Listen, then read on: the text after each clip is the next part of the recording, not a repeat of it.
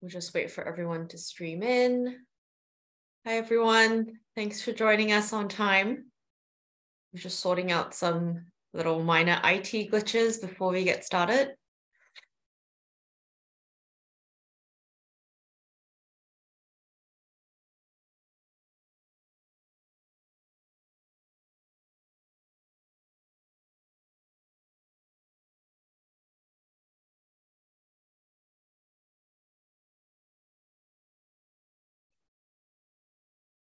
Okay, Kirsten, shall we get started? Yeah, okay. So, morning, everybody. Good afternoon, good evening for some of you.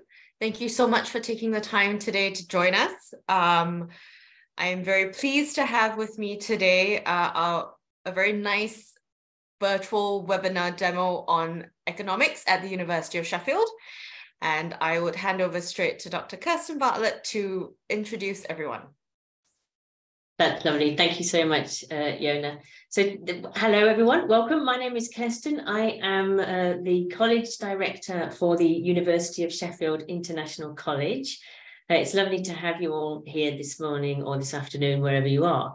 I've got with us this morning Edita Vargova, who is one of our key members of staff at the International College, who works in student support. And Edita is going to talk to us a little bit this morning about the kind of student support that we offer and give a little introduction to Sheffield. We also have with us today Dr. Juan, who is going to talk to us about economics degrees at the University of Sheffield in some detail. And we also have Ariel with us this morning, who is a student who studied a foundation course at the International College and then went on to a degree at the University of Sheffield. So Ariel's going to give us a little bit of insight into what it's like to be a student here studying an economics degree. And along the way, I'll give a little bit of information about the pathways that we have on the foundation courses. So the kind of things that a student would study if they were taking a foundation course at the International College before they go on to do a degree in economics. So I'm going to kick off by handing over to Edita to just give us a little bit of information about Sheffield and the kind of student support that we offer in the International College. Thank you, Kirsten. Hello, everyone. It's really nice to be here, and it's really nice to talk to you about Sheffield, a wonderful city, as it says on the slide, a city full of surprises. So as probably many of you know about the university at Sheffield, but maybe not that much about the city. So I just would like to introduce it to you. Sheffield is in the middle of the UK. We like to say it's in the heart of the UK, as it's visible on the map. It's very easy to get from Sheffield to different places, different cities in the UK. The train connections are really good, and all the bigger cities, for example, London, Nottingham, Manchester, Leeds, Edinburgh, within easy distance. So our students, when they study in Sheffield, they travel to these places quite often during the weekend. Sheffield is a big city, but it's a big city in a way that it still has its charm. Some people say that it's a city, but it's also a very village-like community. So that means that people are really friendly and they're used to international students. Students like it here because they can walk to lots of different places. It offers quite a lot to students. It's very green. It's the greenest city in the UK. It has lots of different parks where people can relax, but it's also very close.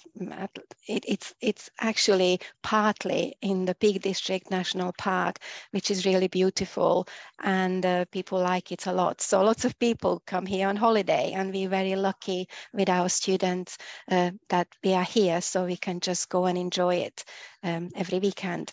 Sheffield also has a lot to offer when it comes to live music venues and also to culture. We've got lots of galleries and theatre complexes, lots of different types of food venues, and it's really good because it's very international. So our students have a choice. They can eat the food what they're used to from their home countries, but they can also try lots of different cuisines.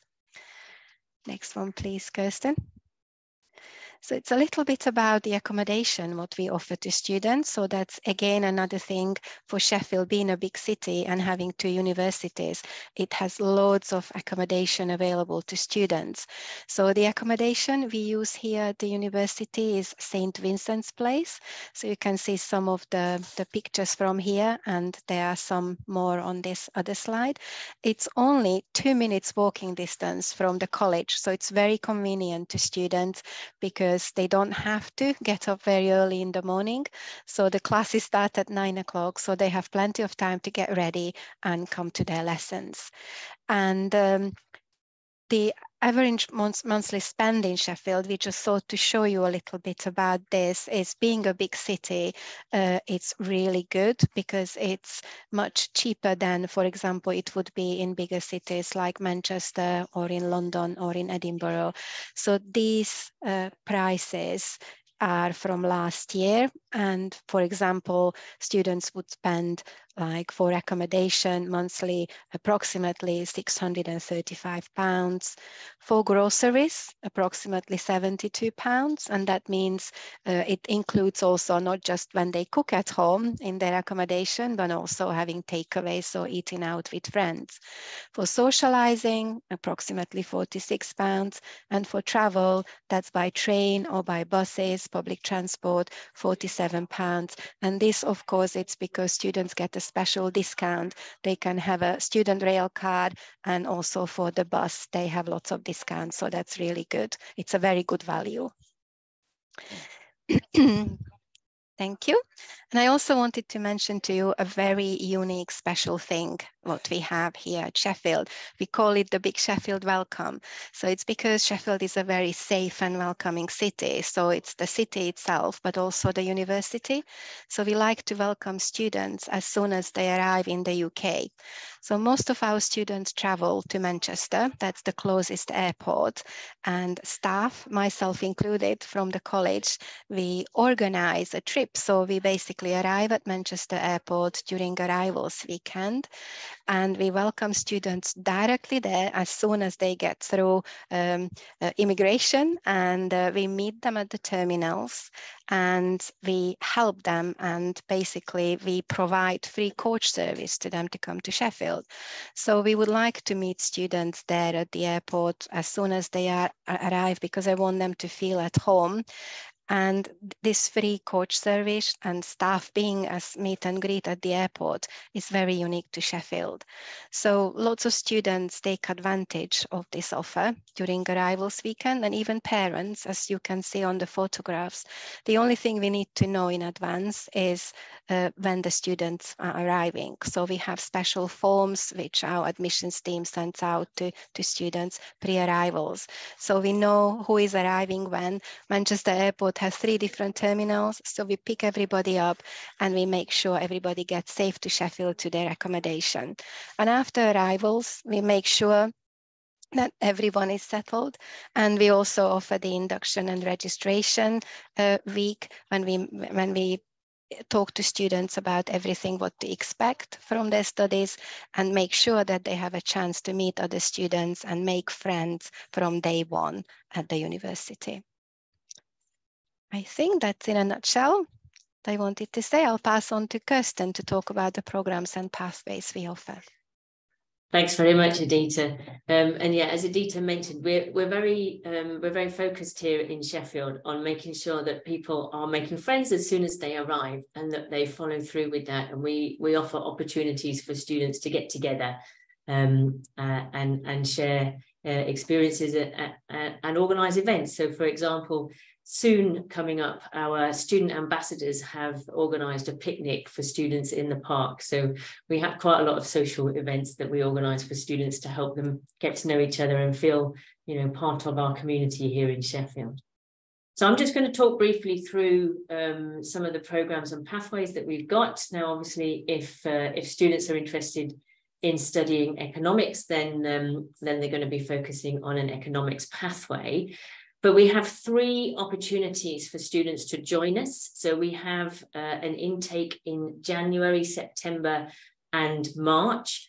The September students would join us towards the end of September. They would then have a semester that would run up to December and a set of exams at the end of the first semester, followed by a second semester that would run up to April with a set of exams there.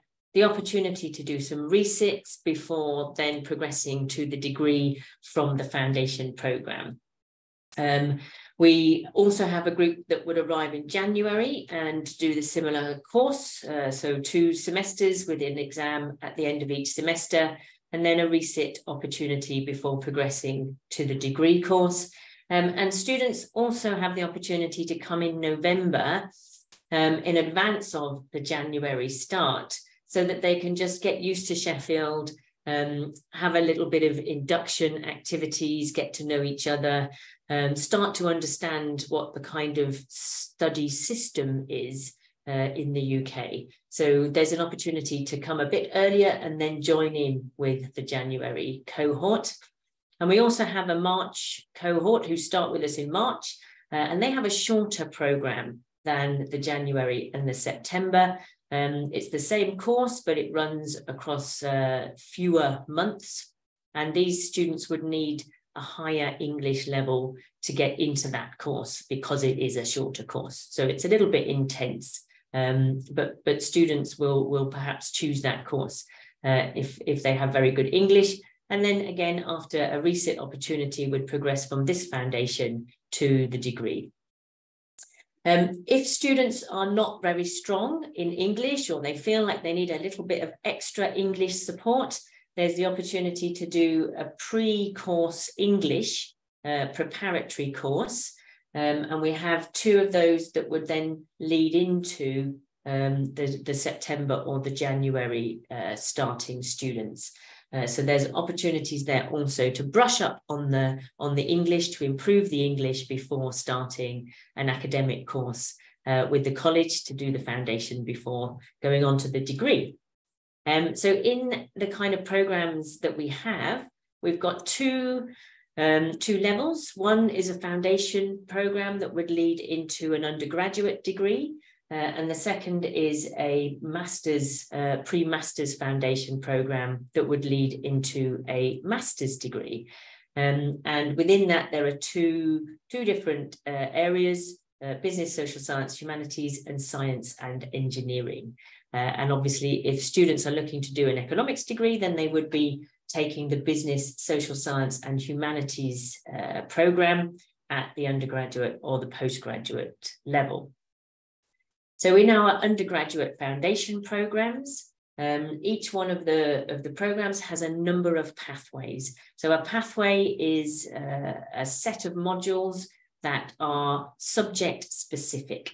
So for an economics degree, the students who came for our foundation first would study on the economics pathway. And all students studying on our pathways at foundation level will do 4 modules. One module will look at project skills, and this is a really valuable module to get students ready for degree level study, where they will learn about looking at research, understanding data, being able to really produce a conclusion from existing evidence. So these are the kind of skills that a student will learn in the project skills module.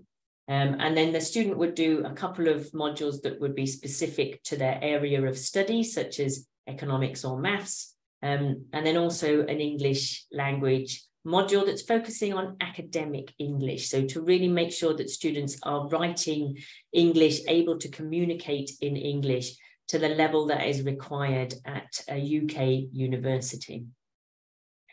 In the master's programs, a very similar pattern. So again, we have a number of pathways, an economics pathway for a master's in economics, where again, there's a research project module, 2 modules that are subject specific in advanced economics or statistics and econometrics, and again, an academic English module to get those English skills really as high as they can be before the students progress onto the actual degree.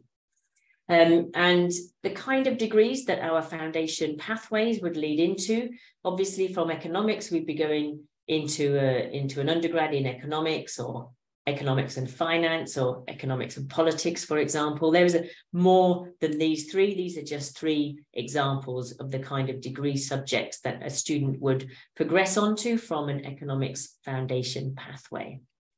And for masters, a similar kind of pattern with our economics pathway leading into master's degrees that are looking at business, finance, and economics, for example, money, banking, and finance, economics and public policy. Again, there is a broader range of degree subjects, but I'm going to leave Juan to talk in more detail about the many options that the economics department can offer.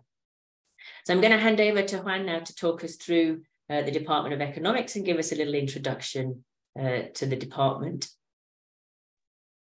Thank you, Kirsten. Right, so hello everyone. My name is Juan Farrell, and I'm a lecturer in economics as well as the admissions tutor for economics. So for this part of the presentation, I'm just going to give you a little bit of a description of what economics is like in Sheffield and also about the structure of our undergraduate degrees. So the first thing to note about economics at Sheffield, or there are 2 key things to note, is that one of them is that we're a standalone department of economics. So we're not inside a business school or a management school. And the reason why I'm mentioning this is that sometimes this makes a difference. And the reason for this is that business degrees and economics degrees quite often are very different subjects. There may be a minor overlap, and there may be some small components which would be the same across both. But typically the bulk of an economics degree is going to be very different to what a student doing a business-related degree would study. And to give you an idea of this, is things that an economics student will learn would be, there's going to be a much greater emphasis on mathematical and statistical skills that you would have in other related social science degrees. And in terms of the questions that a typical economics graduate would be able to ask, which would be specific to economics, will be things such as, for example, at the moment, we're living a period of high inflation. So what will be the economic consequences of such a high inflation environment? What would you expect governments to do in order to bring inflation down, and what's the impact going to be of those policies to reduce inflation? Or another question is, why have some countries such as Singapore been very successful at raising living standards over the last 50 years? And when in contrast in Argentina, which had a living standards very similar to those of Austria in 1920, it has more or less stagnated and hasn't been able to catch up, and instead it's been lagging behind. So in other words, what drives economic growth? These are macroeconomic questions. Within the microeconomic ones, you might think of, if you're thinking of different markets for goods, let's say computing goods or IT software, and when you have different large firms and their interactions, what drives pricing behavior? So all these is based on theories, models. We use mathematics. Sometimes we want to test those theories, so we use statistics. And it's not something that you would normally encounter in a business degree. Now, it turns out that in some places, not all of them, if the economics degree is within the business school, this quite often this a common first year. So rather than reading economics across your 3 years of study, the first year you'll be doing a lot of business degrees, which may not be the ones that are going to help you get into an advanced content in your 3rd year. Because in other words, your first year is the same across all students. So you end up with a 2-year degree in economics.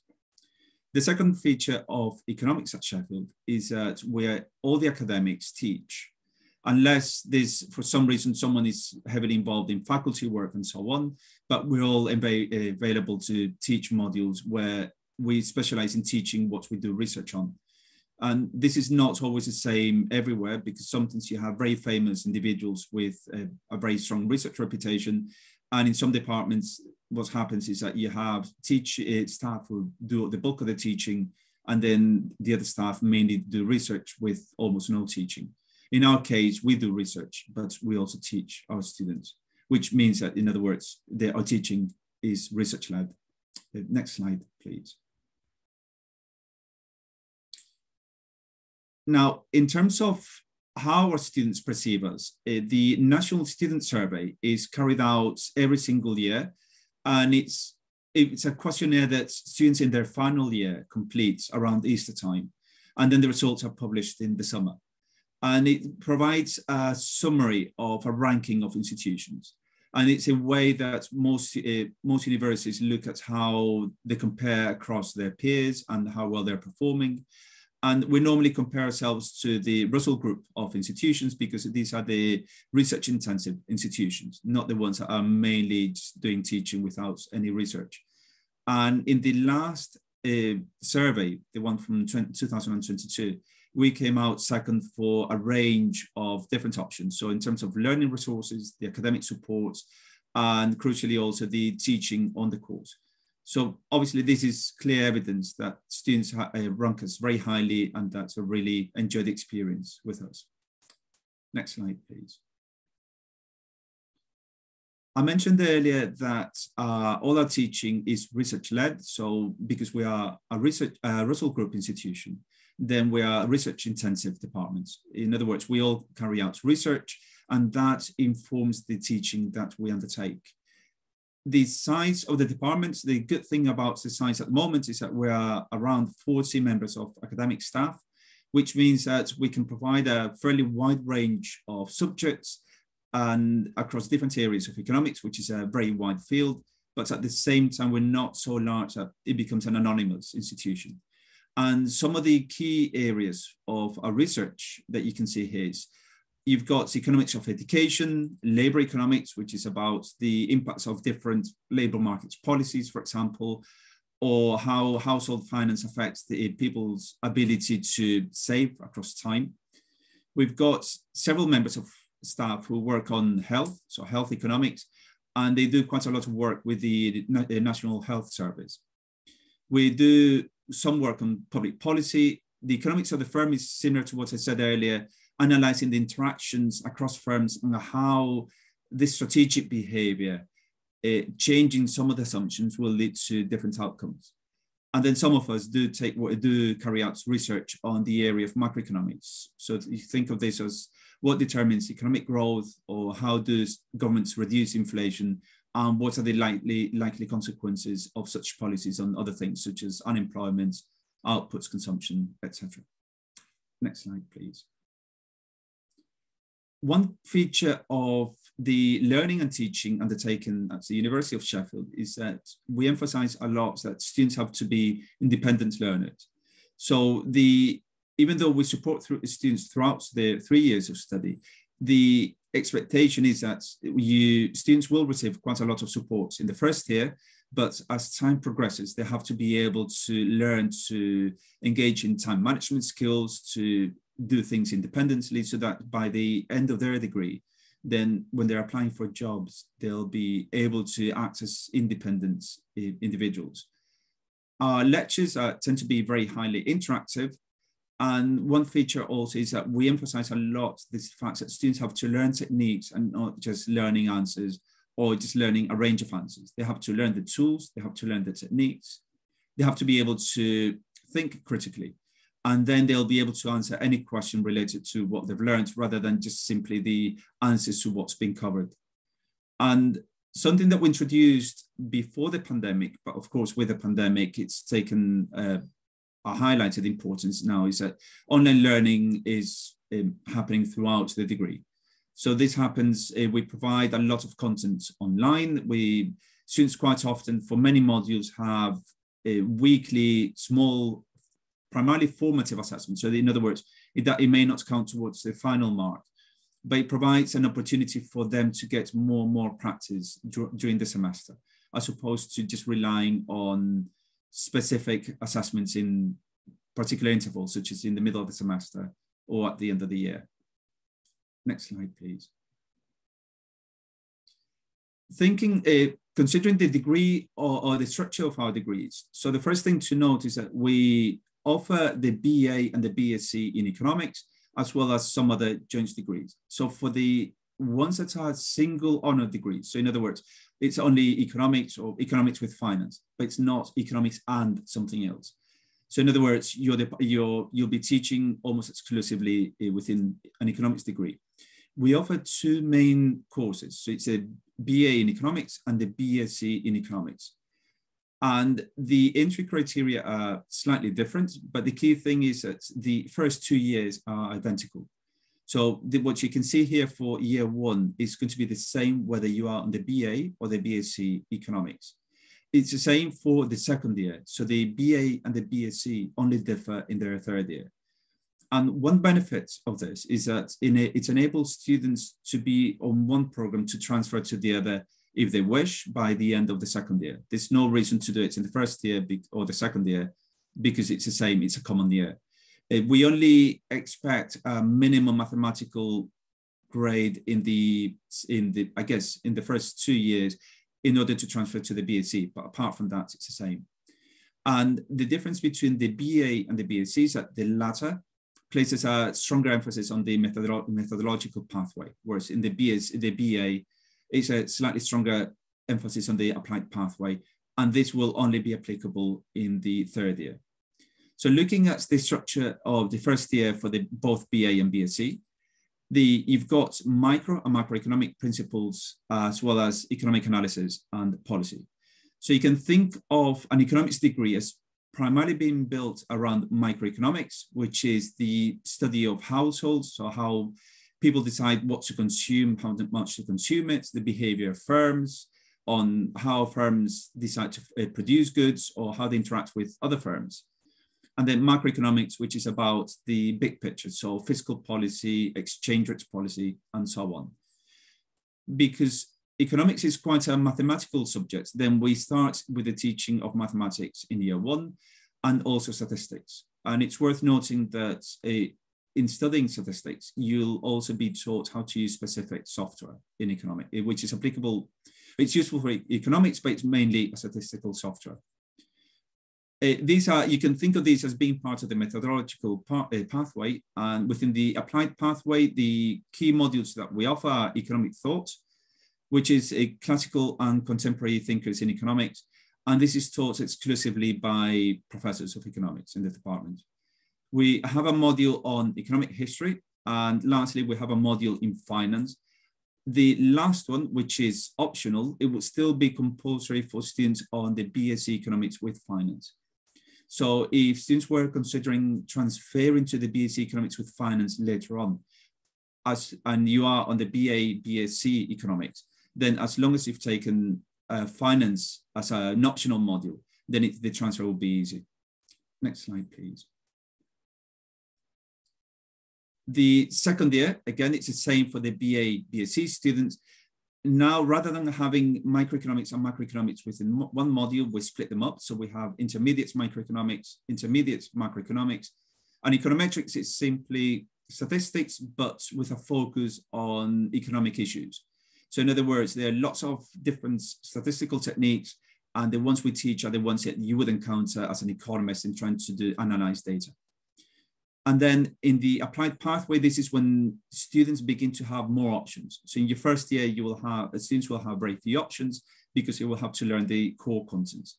And then as time progresses, students will begin to specialize. And this is when they can choose which modules they're more interested in. And some of the options that you can see here, you have macro-related will be international economics, the economics of financial institutions, macroeconomic policy. Whereas the more microeconomic ones would be labor economics, industrial organization, which is about how firms interact, as I mentioned earlier, but in a bit more detail. And this would include elements of game theory. Next slide, please. And now for the final year, you can see now it's got the BA Economics title, mainly because it differs from the BSc. I mentioned earlier that the BA Economics has relatively speaking, has a greater focus on the applied pathway. And you can see that students will have to take a range of options. So it's 4 from the options on the right. And then the research in practice is a new module. It's Economics in Action, which began this year. And this is 40 credits. So you can think of this as equivalent to 2 modules above in the top box. And this is one where students have to combine the knowledge they've gained from the other modules and putting them all into one. And you can see here that there's quite a range of options. So typically, most students will go for mostly microeconomic modules or mostly macroeconomic modules. Next slide, please. Turning to the BSc Economics students, then because of the greater focus on the methodological pathway, then they have to take at least 2 from, for example, mathematics, econometrics. We have a game theory module or modern finance. And then they can choose applied modules, but this is going to be a small component of their final degree. And then for the research in practice parts, unlike the BA where it was Economics in Action, they have the option of either undertaking a dissertation, this is a year-long piece of research, which if I remember correctly, it's assessed across 2 semesters, not just the final output. And if they don't want the dissertation, then they undertake the Economics in Action, which is the same as I mentioned earlier, as well as further econometrics. In other words, because a dissertation is 40 credits, it's equivalent to 2 modules. If students don't want to go for that, then they take the other 2 instead. Next slide, please. And then the alternative would be with a BSc Economics with Finance. The only difference with a BSc Economics is that modern finance is compulsory. But apart from that, everything else is the same. Next slide, please. We also, so the programs I discussed earlier, they were single honors degrees. In other words, you only have 1 home department. And something I didn't mention earlier, because it's not core to the studying that students undertake at the University of Sheffield, is that students can always choose an optional module from an outside department, whether it's a language module or physics or whatever they're interested in. As long as the module is not capped and it's not subject to very high demand, they can always take a small amount of credits every single year from outside departments. But apart from that, the teaching is undertaken by staff in economics. For degrees which say economics and something else, then it's going to be half economics and half the partner departments. And within the joint degrees, what you're going to have is, because it's half and half, then you are going to have students are going to have very few optional modules, for the simple reasons that you have to learn the core contents of each subject. So that is going to preclude already the presence of too many options in your 2nd and 3rd year. The BA Economics and Politics is probably the largest of our joint degrees in terms of student numbers. And if you look at the structure across the 3 years, you can see that you have core economics modules and core politics modules, and you have few options in your 1st year. In your 2nd year, because it's a BA, then you have some options. You can choose 2 from economics and something similar from politics. I haven't highlighted or emphasized which politics optional modules you have in the 2nd, or students will have in the 2nd year, because this may also vary depending on staff research interests and so on. And then in the final year, again, students have to undertake Economics in Action, exactly the same way as the BA Economics, which would be combining the knowledge gained from the 2 modules that they will undertake as optional modules in economics. Next slide, please. The BA Business Management and Economics is taught jointly with the management school.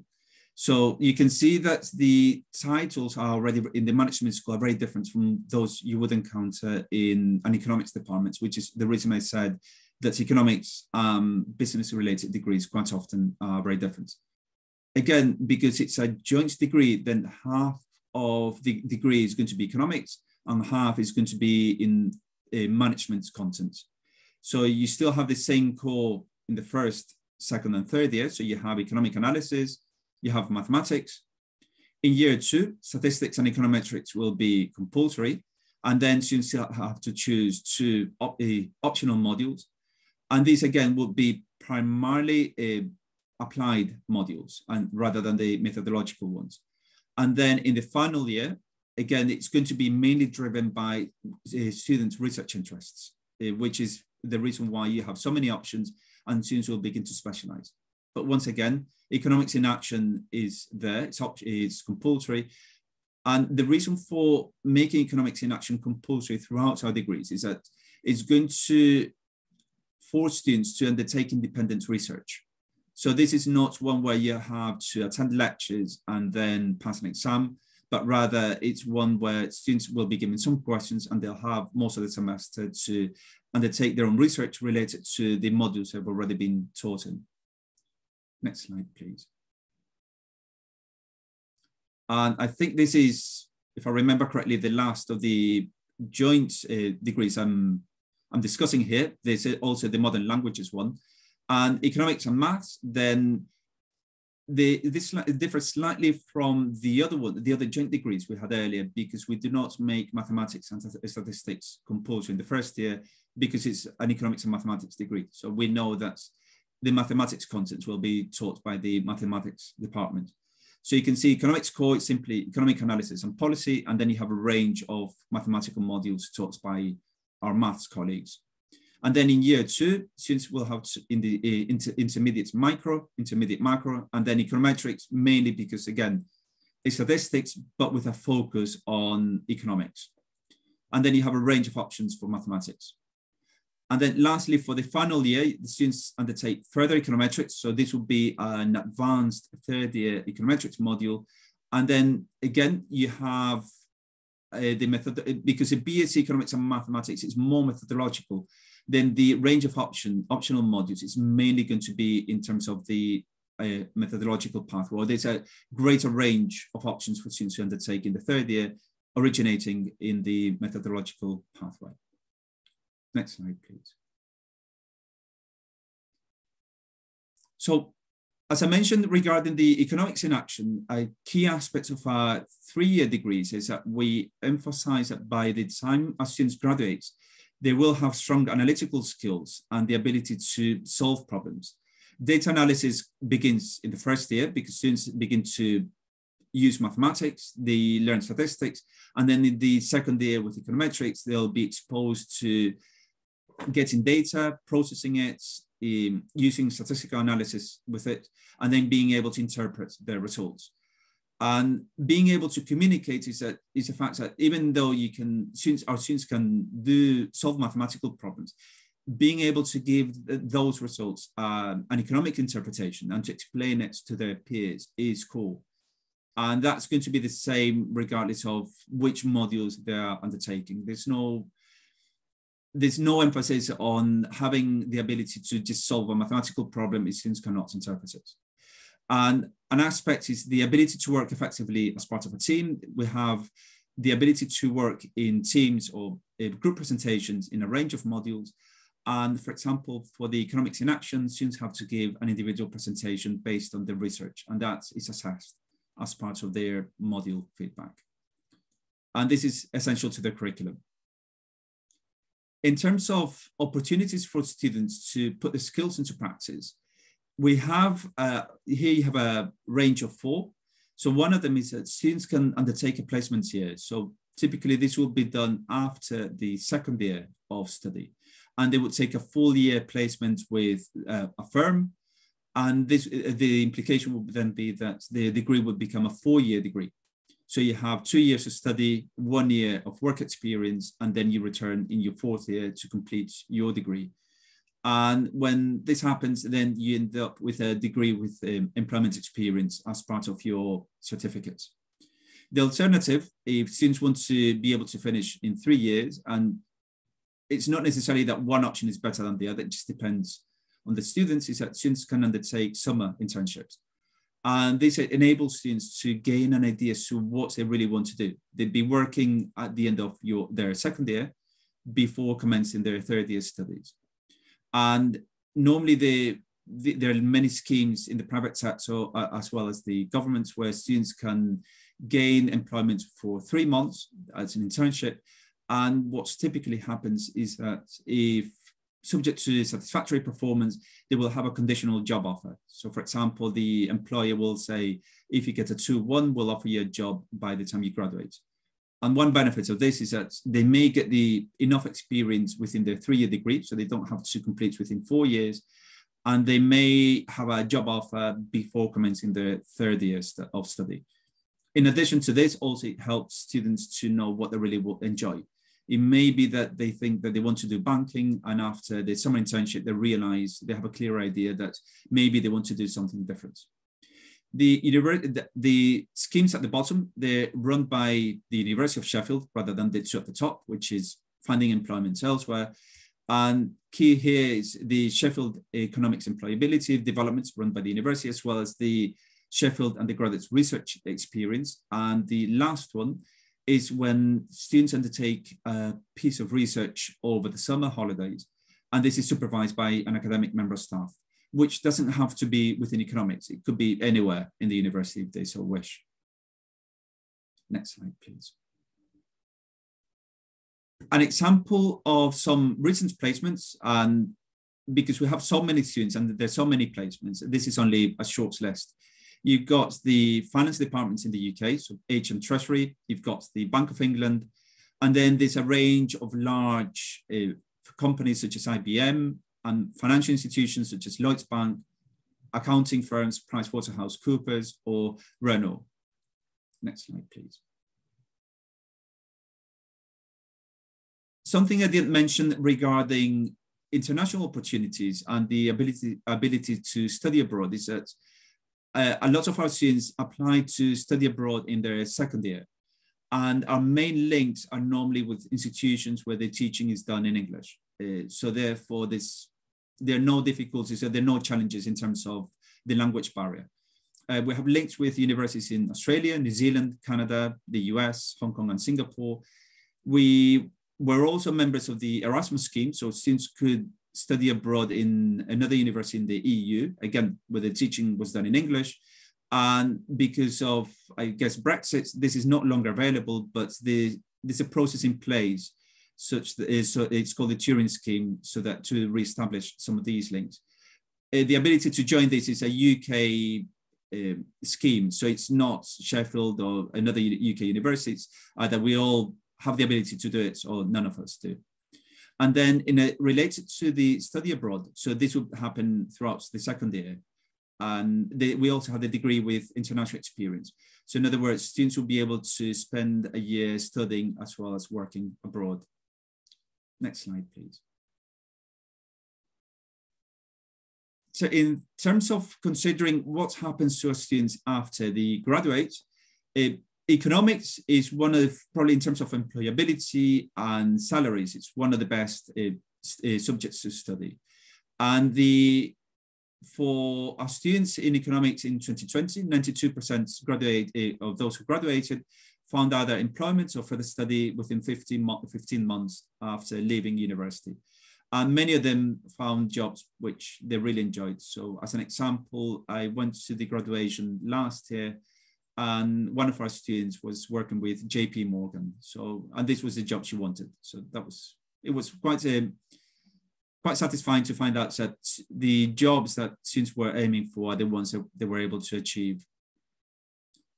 And in terms of what typical schemes they go for, even though I mentioned earlier that economics students are very different from, in terms of the contents of their study, from business-related degrees, only a minority of students will typically want to just stick to economics as a career. But the benefits of an economics degree is that you can be an economist if you wish, or you can do something related to economics.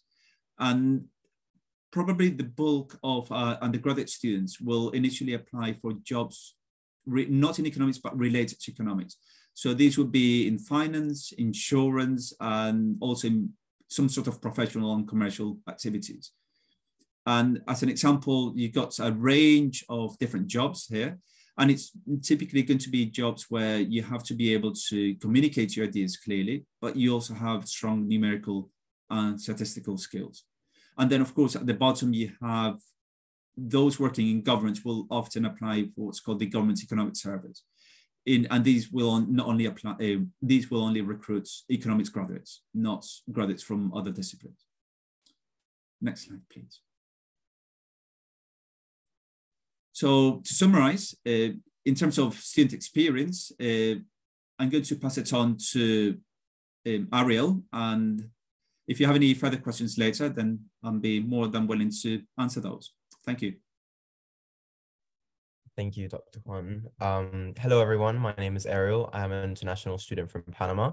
I only moved to Sheffield in March last year, and I'm here to share with you a little bit more about my experience as a student in Sheffield and at the university and as a foundation year student.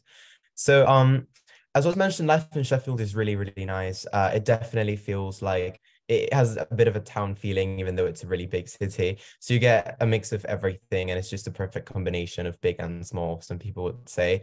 I really like how green Sheffield is. There's many, many parks around the city. So if you ever need a break from revising or from your lectures, you can easily just go and sit at a park and enjoy with your friends.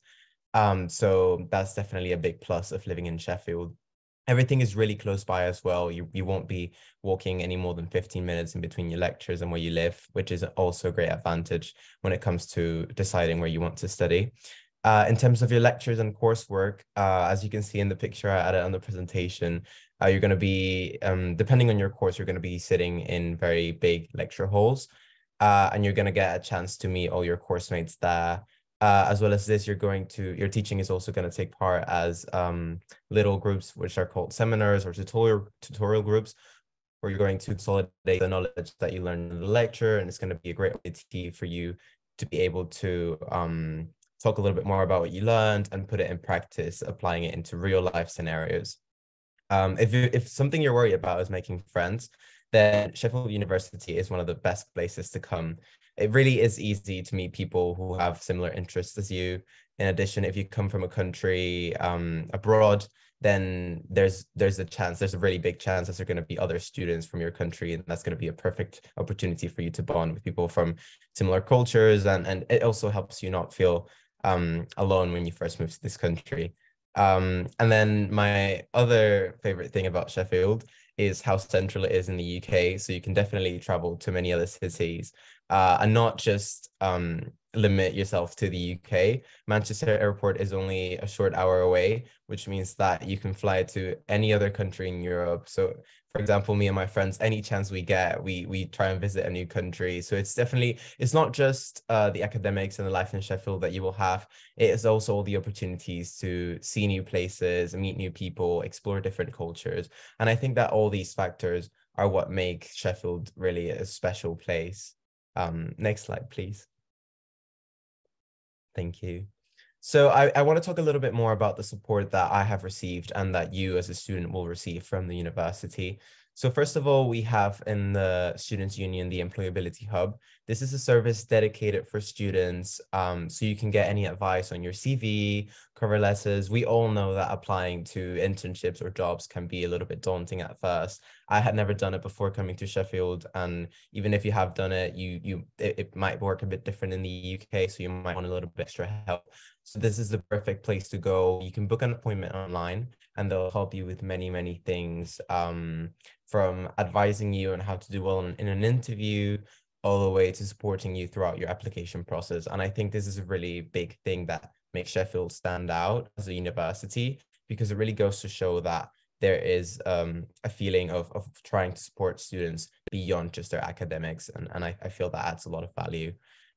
In addition to this, academics and employability are really important, but it's also important to recognize the importance of mental health and your welfare when you're studying in Sheffield. So the Student Union also has the Student Advice Center, where you can go with any sort of concern when it comes to if you feel like you're not being able to keep up with your assignments, if you feel like you're having some issues back home or in the UK. So that's definitely the place where you can go. They'll listen to you, they'll offer you some tea, and then maybe sit you down and talk to you about what's going on. And it's just a reminder that even though you're here to study, your mental health is equally as important, and you should never let that slide. In addition to that, the economics, oh, sorry, no, the other slide. Sorry. In addition to that, in the economics department also has the Sheffield Economics Employability Development Service, which is kind of like a newsletter that you can subscribe to, and you will get different notifications when it comes to different placements and internships that you can apply to. I feel like it has definitely been a really useful service for me as a student, because it keeps reminding me, hello, there's this new thing you can apply to, try and keep up. And then as well as this, there's also sessions that we have throughout the year that will help you and guide you through the different career choices that you can go into when studying an economics degree at the university. So these are just different things that really help boost your employability and kind of guide you through transitioning from a university background into more of a work background. And the last thing I want to mention is 301 Skills. This is a service that the university provides if you feel like you're lagging behind in your assignments, or if you feel like you're having a bit of trouble understanding a certain topic, write essays, your exams, so that they provide different resources for support when it comes to academics. So if you have difficulty with maths or understanding a topic in your lecture, then that's definitely the place to go. You can book an appointment with them and they'll guide you through it. And then if you really need it, you can book and schedule regular appointments so they can support you throughout your degree with any skill that you think might need a little bit of support in. Next slide, please.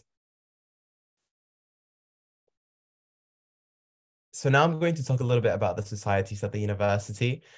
So when you first move to Sheffield, fresh start, you don't know anyone, and I understand how different it could be. I remember when I moved from back home, I was so lost. I was like, oh my God, what am I gonna do? So as I lived in Sheffield, even from the foundation year, which is the thing I want to highlight, even if you're a foundation student, you can still apply to be and enter any society at the university. There's no limit to that. You don't have to wait until you're in your first year or until you've progressed into university. And you can also participate in any of the different activities that the SU might hold. So that's not going to be a problem for you. So as I mentioned, I'm a student from Panama. And the first thing I looked at Sheffield when I decided I wanted to live here was if there was a Latin American society. Because as an international student, I understand how different it is to move to a new country. Most of us have never lived abroad before, and we're just moving out of home. So it is definitely nice to have a group of people who can relate to your same experiences or who might speak the same language as you. So I found the Latin American Society, and it was definitely a great chance to meet people from my country or from different countries around my region who spoke Spanish. And we all shared a little bit of the same culture. And I am honored to have been chosen as the president of the Latin American Society for next year. So if any of you is interested in that, it's not just for Latino students. If you have an interest in our culture, you're more than welcome to join. And just like the Latin American Society, there are many other cultural societies that you can join, and I'm sure you will benefit from. In addition to this is a little bit more academic. I also joined the Investment Society in January this year. And this was a great experience to understand more about investments. You can apply to be in the Twigger Fund, which is the biggest student run fund in the UK. And it is great because it gives you an opportunity to practice your skills before going into a work environment or applying for internships. So you actually do have a lot of responsibility. You're the one responsible for doing the trades. You're the one responsible for pitching ideas for your team. And it just gives you a bit of an insight into what investment banking could be like if that's something you're interested in. I think it's a really huge advantage. And in addition to this, it also grants you access to the university's Bloomberg terminal, which is only available for students who are doing the accounting and financial management course. However, this society has a special treaty with the university and the management school that allows them to also benefit from these Bloomberg terminals and this really advanced software. So I just think that's a really great opportunity that not many other universities have, and you will have. by being a student at the university. And it has helped me a lot with my employability and with my future career choices. And finally, the Gymnastics Society is a bit out of the place here, but if that's something I always wanted to try, and I never got around to doing it when I was back home. So uni, what I want to say with this is that uni is the best place to try new opportunities. It doesn't matter how silly it might be. It's just something that if you've always wanted to try something, there's a place in uni to do it. So I ended up joining the Gymnastics Society, not knowing what to expect, and it ended up being such a great experience. I got to meet so many amazing people, and it was just a great break from all the revising and everything that had to do with my degree. It was just a great experience. So yeah, that just goes to show these three examples how the university really is very versatile, and the things you can join, there's always something for everything. You're always going to find something if you're interested in a different hobby, or if you want to join a society, there's always a chance to do something. And now I will talk about my experience as a foundation student. I know that many of you are going into the university through the foundation program, and it was definitely a big help when I moved to the UK. And I don't think I could have done it without going through this process and all the support I got from the foundation year. So the first picture we see here is the picture of my plane when I was flying into the UK. I was only 18, and I remember I was terrified. I was moving to this whole new continent on my own. I didn't know what was going to happen in the UK. But then I landed in the UK, and as time went by, I received loads of support from the foundation. I met amazing people along the way. One thing I wanted to mention is living in St. Vincent's Place. Not everyone lives there, but most of the students at the foundation do. And it just really helps you get to know the people who you're studying with. So we actually talk and arrange walks to the college together. So we'd all walk from St. Vincent's to the college in the mornings and then come back. We also have lunch together. So it really makes you feel like you're not just going to uni, but then there's also this residence life that you're also experiencing and sharing with your friends and classmates, which is really a really big plus side to living in uni accommodation. And then as well as studying in the foundation year, the foundation also organizes many field trips and events that you can take part in. So you can also get to know your classmates in a different setting other than a class setting. So I remember in my case, we went to Liverpool as one of our field trips. It was a great experience. We got to spend the whole day there, explore and enjoy with your friends. And then the foundation and the college's famous alpaca farm trip, which is also one of the first, I think it was the first field trip I went to, and it is really fun, great experience to see Sheffield and to get to know other people. So along the way, I started learning more things. I did my foundation in the business pathway because I'm doing a dual in business management and economics. So I got the experience to learn a little bit more about business. I also got to perfect my English skills and learn how to write academic essays, which was really useful as well for progressing into university. And I feel like it is one of the things that we can take for granted sometimes, but it's definitely something that we need support with when starting a new education system. I also changed degrees throughout my foundation year. So I was originally going to do international business management and then changed it to business management and economics. And I received a lot of support, especially from Edita, who's present in the webinar. So even if you think you're committed to something, you start your foundation year, but then you choose to change it into something else, just know that there's going to be plenty of support for you, and you don't have to be set in something. There's always going to be a chance to talk it out, even if you can't change it, but talk it out with the coordinators of your foundation program, and I'm sure they'll find a solution for you. In my case, I don't even think it was allowed to change, and then they actually found a way to do it for me. So that just goes to show how much effort the foundation year puts into the well-being of their students and really going the extra mile for them. And then the last picture I have is just me in one of the investment society events. And it's just to show how as you progress into university, you will definitely get used to the city, you'll make loads of friends, and you'll start to be able to see where your path is headed and who you're going to be. when you are a Sheffield made. So yeah, thank you very much.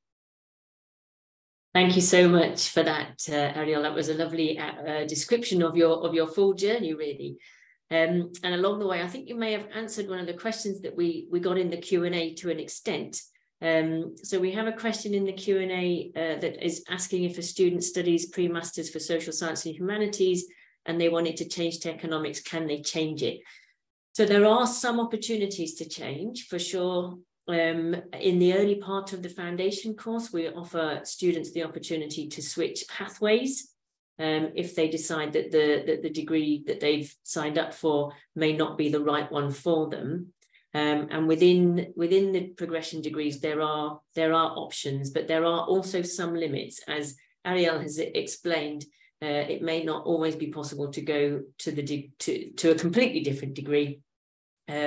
But sometimes we can find a way to do it. I don't know, Yona or Edita, do you have anything further to add on that with some more detail? Exactly as you mentioned, Kirsten. So there are possibilities to change, like it was in Ariel's case as well. And then we always look into it. So there's certain degrees which are not possible to change. The reasons are because they're already full. They're very popular. It could be that, or also because they are too late, maybe during the academic year. But most of the time, it's possible.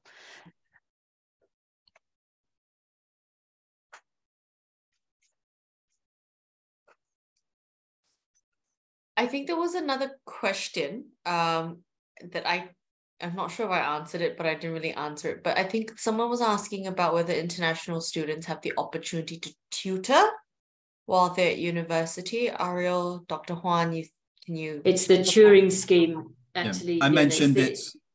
I mentioned it in the presentation, so I answered it and provided a link because it's run by the government. So obviously, as things develop over time, it just depends on what government policy is.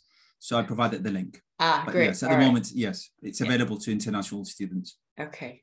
All right, Danielle, I hope that answers your question. Okay. We're quite close on time, if we've not overrun slightly already. So yeah. I think we can probably stay for a few extra minutes if there are any further questions. But otherwise, I guess we want to call the meeting to a close, Jan.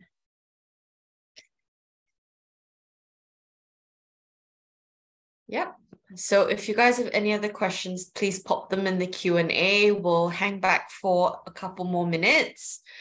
I think I am very curious to sort of find out, Ariel, whilst we're all still here, why did you choose Sheffield? For me, well, some of the things I mentioned were how central it is in the UK, how green and friendly it is. In addition, one of the things that really got my attention was the amount of societies there were as in the university. Okay. And our student union has won prizes for being the best student union in the country for several years. So it definitely just goes to show that it's not just about revising and studying, which is really good, and we're still a part of the Russell Group Association. However, it really let me see how it's not just going to be focused on academics. You're also going to have a really big student life outside of that. So I think that's what made me choose Sheffield. The quality of the student life. Oh, fantastic. Oh, that's great. And was it anything to do with the food, just out of interest? So one thing that when Edita was talking about Sheffield, and she mentioned food in Sheffield, so I've been asking our students, we just had our September students from this year finish their course, and I said, what's been the best thing about Sheffield for you guys? And they said the food. That was the most popular response that I got. So Ariel, I'm curious to know if you also think the food in Sheffield is it has lots of opportunities for getting what you want, I guess. Yeah, well, I come from a big city back home, and I've always been used to having loads of options when it comes to cuisines. And so I was a bit scared that I was going to move somewhere where I was only going to be able to have mashed potatoes. But no, definitely Sheffield didn't disappoint in that aspect. There's loads of food you can try. There's lots of food courts as well. Which I remember when I first moved here, I would just walk around the city centre trying different restaurants every day. And that's just a nice way to get to know your friends and also share things with the food. And yeah, definitely, there's a big variety of food both in the city centre and in the surroundings of Sheffield. So if really anything you fancy, you can get. Amazing. Something else that's also quite common in Sheffield that we find is that people come to Sheffield to study and then end up staying in Sheffield. So many of the staff in the International College and at the university actually came, but really enjoyed living and being in Sheffield, so stayed. So many of our tutors at the International College are international or were international students themselves. Many of the lecturers at the university are also the same. So I don't know if Ariel or Juan even have any similar stories that they know about of people that came to Sheffield and stayed. I am one. I came and I just stayed. Edita is also one. Yeah, I've had undergraduate students, once they graduate, then they do stay, some of them. And sometimes they think of doing a master's and they want to do it in Sheffield, mainly because they've been so happy and their friends are here. And of course, after 3 years of study, if they've been happy, but also their friends are nearby, then it's a bonus. Yeah, for sure, for sure. Ariel, what do you think? Do you think you might stay in Sheffield, or are you aiming to head off when you finish? No, definitely. I think Sheffield is a really great city. I know there's people who are staying to do masters or have extended their degree to stay a bit longer. I honestly, I'm aiming to apply for a placement year this coming autumn, which will hopefully be for the next year.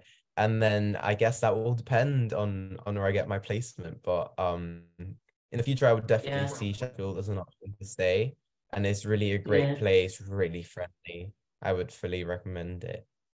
Yeah, that's a good point. And as Juan mentioned, actually, many times the placement year can result in employment being offered to students. Yes. I certainly have experience of that. Many of my students who have done a placement have then been offered a job with the company that they do the placement with. So it is a really good way, to also look at the kind of work that is done out there and whether it suits you or not. I would very much recommend the placement option. So we don't seem to have any more questions in the chat or the Q&A. Okay, so I just want to say thank you everybody for your time this morning. I know some of us had to get up really, really early, so thank you very much for helping to present the session, and it's been very informative. And I will be sending a copy of the recording as well as the slides out to all of the attendees. And if you guys have any further questions, please do not hesitate to sort of reach out to myself or to your relevant partner sales managers from your different countries. Thank you so much, everyone, and have a great morning. Bye. Lovely. Thank you very much. Thank you for coming, everyone. Bye. See you soon. Bye. Bye.